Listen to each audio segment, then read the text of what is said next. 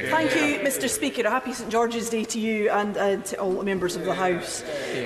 Mr Speaker, this voter ID pilot is nothing more than an expansion of the hostile environment. It is Windrush Part 2. The Commission on Human Rights have said that this will affect people with protected characteristics disproportionately. It will affect older people, transgender people, people with disabilities, both physical and non-physical disabilities, and ethnic minorities. This is an absolutely ridiculous situation. We have a sledgehammer from this government to crack a nut. The SNP fully accept that electoral fraud is unacceptable, but it is also infinitesimally small. And those who are perpetrating such things are being brought to justice. This is already happening.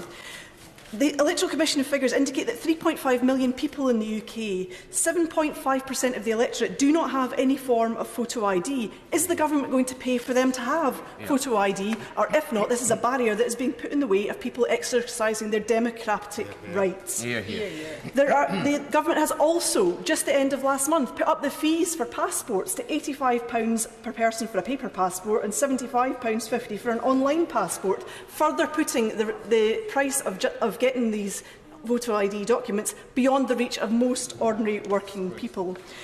The government and the right to rent case were found by all who analysed this that it would increase discrimination, and that has been found to be the case, that those with protected characteristics, particularly ethnic minorities, have found it harder to rent and it is discriminatory. Will she pay due attention to the result of the pilot of this when this comes through, and will she bring the findings of the pilot before this House for full discussion and full scrutiny before she puts this forward any further?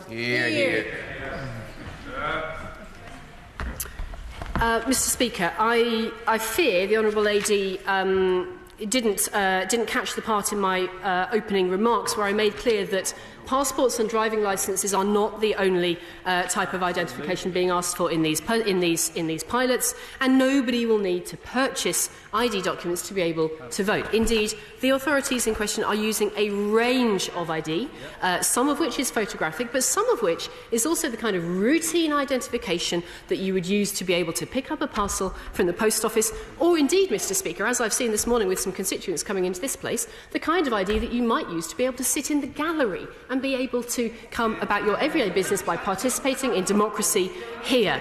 The key point is this. These pilots are doing something that people would regard as proportionate and reasonable by using routine, everyday identification that we already use in everyday life. Indeed, you would use ID to be able to apply for benefits. You would use ID to be able to do a range of other things under government services. You would, of course, also use ID to be able to register to vote in the first place. This is only another part of the same voting process for which we already ask people to prove who they are. Now, let me move on to. She asked me whether I would be able to bring. She asked me whether I would bring the results of the pilots back to the House, and I can confirm that I will be, of course, keen to make sure the House is updated on the progress of those pilots. I will be considering them in terms of ministerial responsibility. As I also said in my remarks, the Electoral Commission is conducting its own independent evaluation of this pilot and will be publishing its evaluation in the summer this year. Now, the final point to say here, in answer to the Honourable Lady's questions, is that the Independent Electoral Commission supports the introduction of ID to strengthen the system. The Electoral Commission thinks that it is important to be able to have a proportionate voter ID scheme such as I have described to be able to protect our voting system's integrity. I think that's important, and I think that's a rather important supporter that she seems to be overlooking.